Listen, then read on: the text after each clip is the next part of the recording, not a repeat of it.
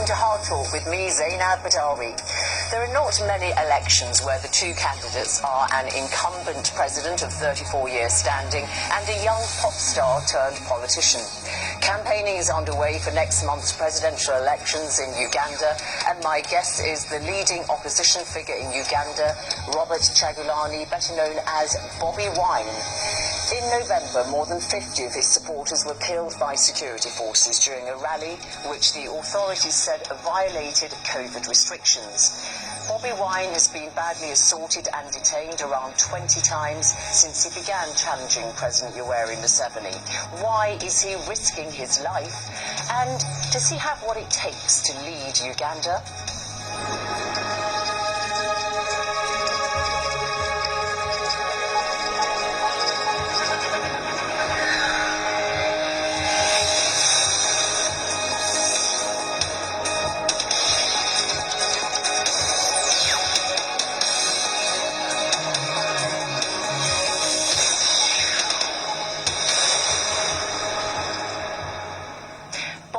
In Kampala, the capital of Uganda. Welcome to Hard Talk.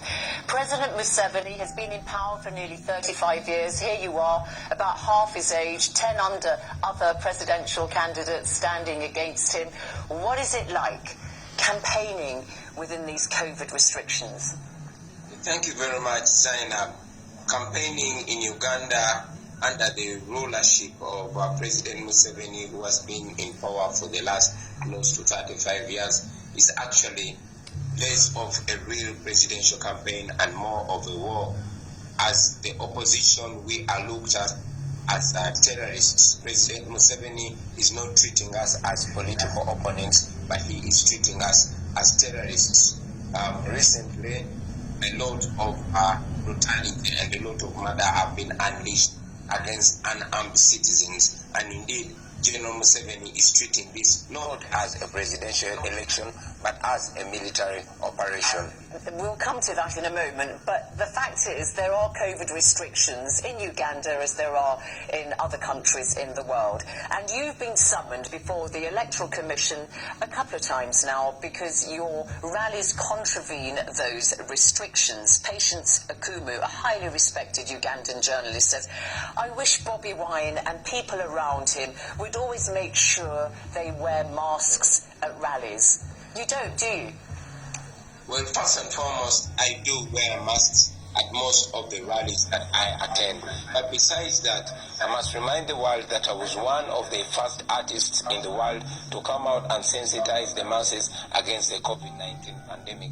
I am also a member of Parliament, and in Parliament I personally raised it on the floor of the Parliament that we should indeed postpone the election if we could not carry out a safe, free and fair presidential election. Let me just stick with the mask. Sorry to interrupt you. Let me just stick with the mask. There are lots of pictures of you at your campaign rallies on social media and all the rest of it, and you're clearly not wearing a mask, nor are the people around you. So you are, as the authorities say, in violation of the restrictions imposed because of COVID-19. Well, while there are some times we have not had a mask, especially when there's a distance between me and the people, it should be clear that the government of Uganda has weaponized the COVID-19 pandemic while President Museveni carries out processions and large gatherings without social distance or without any masks. It has become an offense to the opposition. It is seen as if the COVID-19 pandemic only affects those in the opposition and not ones in government. Listen, I would put that to President Museveni if I was speaking to him, but the fact of the matter is the allegations made about your conduct still hold. All right, let me get to the central plank of your accusations against the authorities. November the 18th, there you were, preparing for a rally in the eastern town of Luka, which the authorities said was in breach of COVID-19 guidelines because more than 200 people were there. So you were arrested. This then triggered demonstrations in Kampala and other major cities against your arrest. The police go in to try to break up these demonstrations. Around 54 of your supporters are killed when police use live bullets. So what do you want to see happen now in relation to that particular atrocity? Indeed, I always want to make it clear that the president actually ordered the murder of those people because he came out and owned the fact that he had instructed the army to take action against the unarmed protesters. We have raised the matter with the international human rights bodies. We have raised the matter with all development partners, and we continue to raise the matter demanding for an independent investigation into the brutal murder of those people. It should be remembered that among the people that carried out the murder of those armed civilians were people that were holding guns, but not in police or military uniform, but they indeed were the ones commanding those in uniform. So it was a well-organized murder.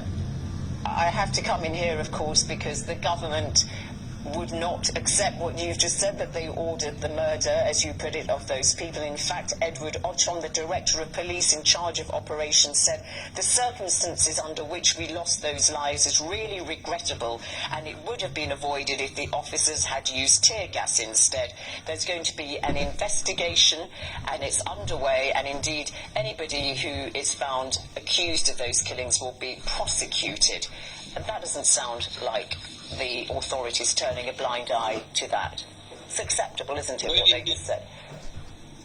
Well, the Minister of Security actually came out a few days later and said that the police had the power to shoot and kill unarmed civilians. So that explains that indeed it was a sanction of the authorities. But the investigation is underway now, Bobi Wine, and the current government position is that anybody found guilty of these killings will be duly prosecuted. So another accusation that the authorities make about your party, the National Unity Platform, is of organising violence, spreading civil unrest and using social media to sow discord. Fred Ananga, a police spokesman, says all the indicators reveal these events were not just impromptu actions but part of a loosely coordinated campaign. Is that true?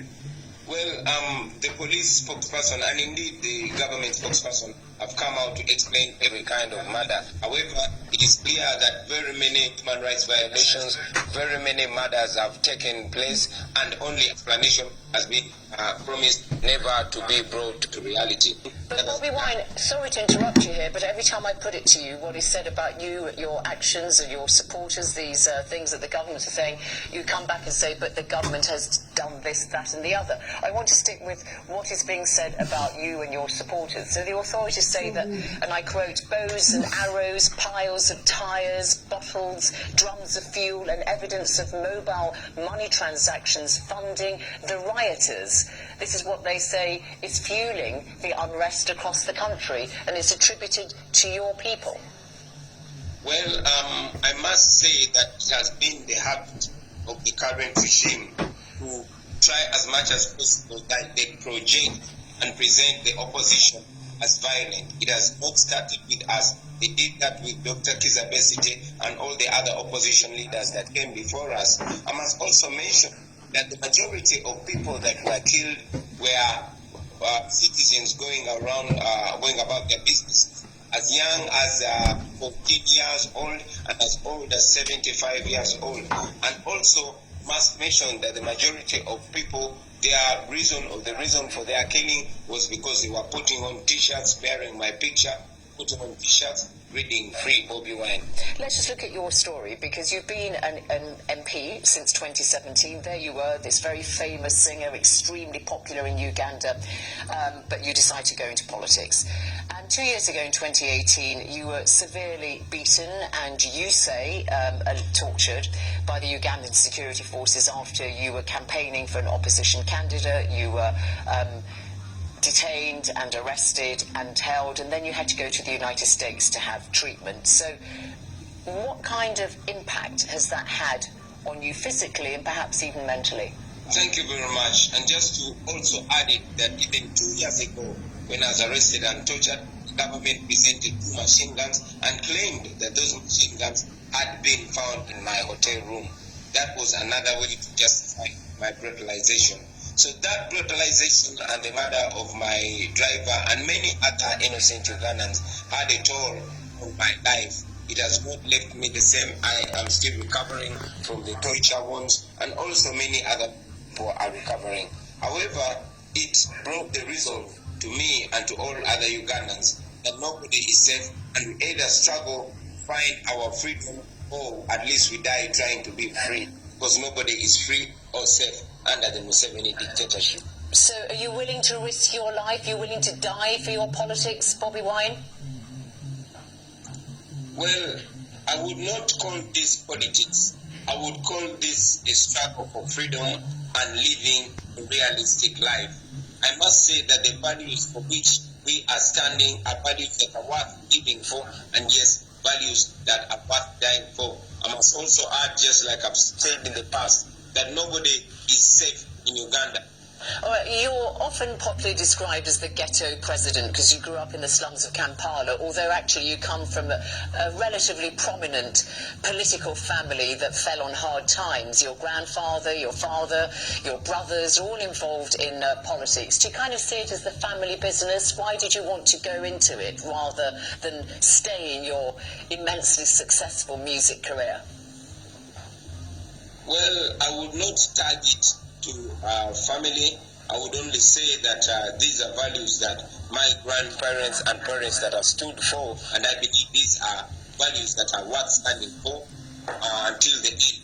I must also say that yes, I was having an immensely successful music career, but success as an individual, which does not translate into success of the common people, the same common people that are responsible for my rise through music. Bobi Wine, I mean, your songs are, you sing a lot about social and political injustice, tackling poverty and all the rest of it, but, and now you're trying to do the same with your politics, but, you know, singing about injustice is very different from actually doing something about it, isn't it? And you are accused often of not really having any political vision.